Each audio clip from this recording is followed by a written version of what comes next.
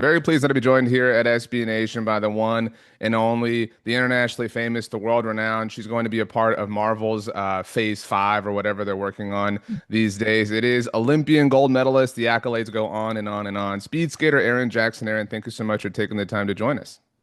Yeah, thanks for having me.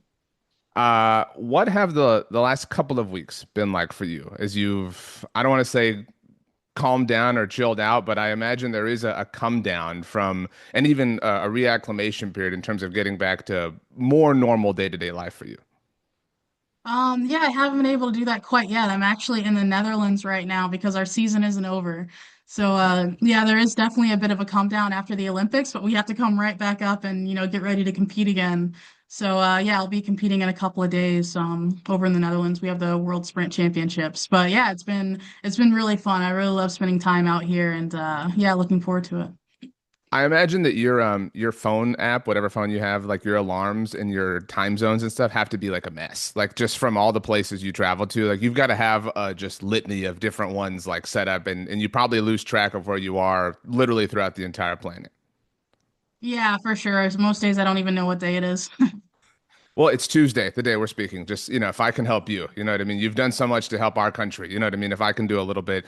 Let's start with your work with Hershey's, first of all. I just learned how to properly open a Hershey's Kiss. I saw a TikTok about this. I guess I've been doing it wrong. Do you know what I'm talking about? Like, do you know there's a correct way to do this? No, I don't think so. I guess you have to teach me now. Well, again, I'm helping you.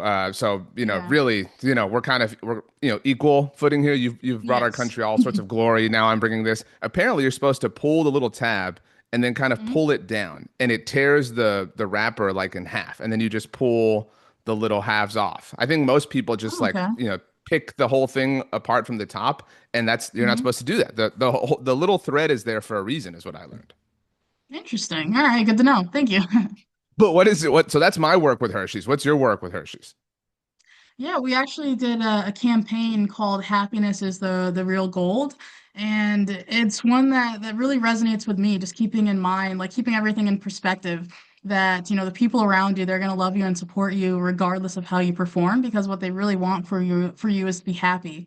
And yeah, it was really cool. Like Hershey's brought my family out for this shoot, and it was a really, really heartfelt and like emotional campaign that they did, just being able to see videos of my family talking about what they want for me in life, and then having them, kind of surprise me and walk out. It was, yeah, super emotional and a really cool time.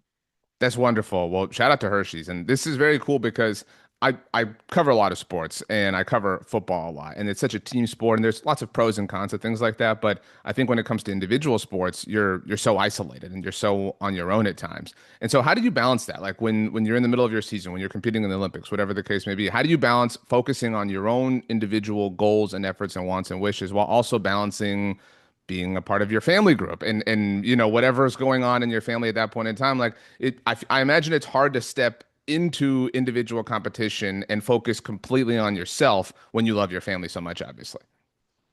Right, yeah, but I think my family, they also do a really good job of recognizing the times when I really need to focus and kind of be locked in on my sport. But yeah, I also make time to hang out with them. Like after my first race at the games in Milan, I was able to kind of track them down through the crowd and, get to spend some time with them that day.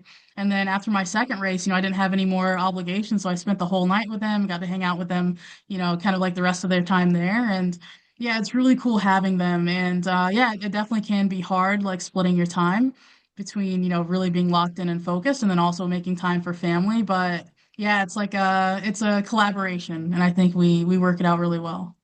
I love that. That's the proper mindset, the proper disposition. When you look back on this particular games in 10, 20, 30 years, what will be what stands out? Aside from the emotional things like being a part of your family and making eyes and things like that, I think most people, if they were to assume your answer, it would be the opening ceremony, just because that's such I don't want to say that winning any medal is easy, but a lot of people win medals at every games. Not a lot of people get to hoist their country's flag. Like there's a smaller group of people who get to do that is my point. Right. Yeah, it was a really, really cool experience. It was a surprise, I guess, being chosen because, I was up against some real legends in the sport, and it was an honor to be chosen. And just Yeah, especially sharing the moment of finding out with my teammates because it was announced when I was at practice with them and, being able to share, that emotion with them. And, walking out with the flag, it was just kind of like this rush of really amazing emotions, and I was just smiling ear to ear the entire time. So I was on the drum line in high school, and when you are, they make you sign a document that you have to bring that up in any conversation in life when you have an Hmm, opportunity to do so. So that's, naturally. but I think of that when it comes to the opening ceremony because I hated like our Christmas parades or any kind of parade because the whole band plays for some parts of it, but the drum line is going the entire time, and it was very taxing and just very arduous. And so I think of that during the opening ceremony what physically, you're a professional athlete, so I'm not going to compare us, but was there a point where you were like, okay, this has gone on a little bit long. This is getting a little heavy. Like, is there any part of that whatsoever? The human part of having to carry the flag is my question.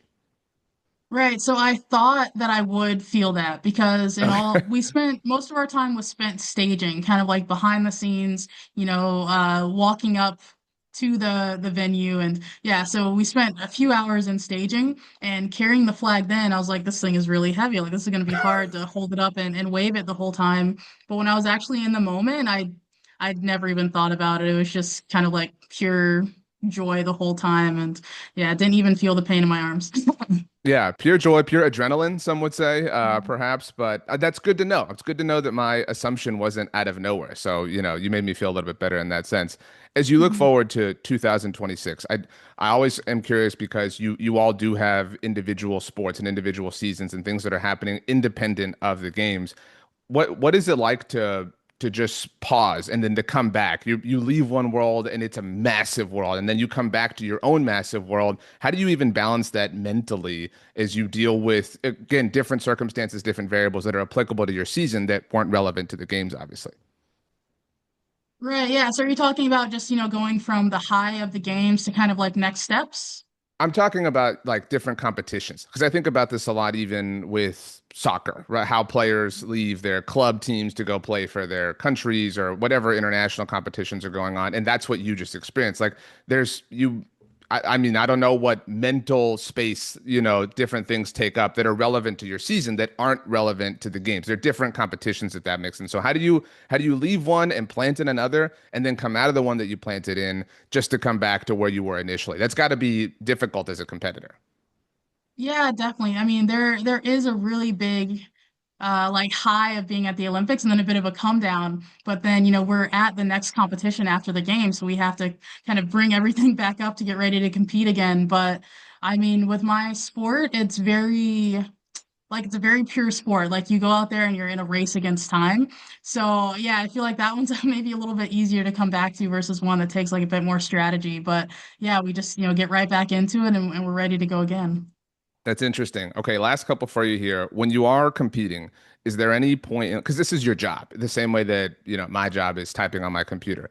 Is there any point where you're on the ice where your mind is wandering? If that makes sense, where you're like, oh, I need to add, eggs to the grocery list. Like, is there ever a point where you're competing where you have I don't want to say a mindless thought, but you have a casual thought that's like, oh, that episode of, whatever was really interesting last night that I watched? Or do you just manage to stay locked in for the entire time?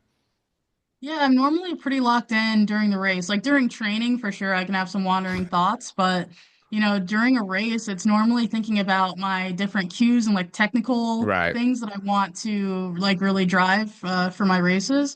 And then towards the end, it's like trying not to think about the pain, I guess, because yeah, it's a pretty painful sport once the lactic acid starts to build in. But yeah, I not a think whole lot of not a lot of wandering thoughts. I think that's good advice, though, for people who do have wandering thoughts to give yourself cues and to give yourself kind of checkpoints to work through so that you can, kind of make it to those next, whatever your walk of life is, whatever your job is, obviously.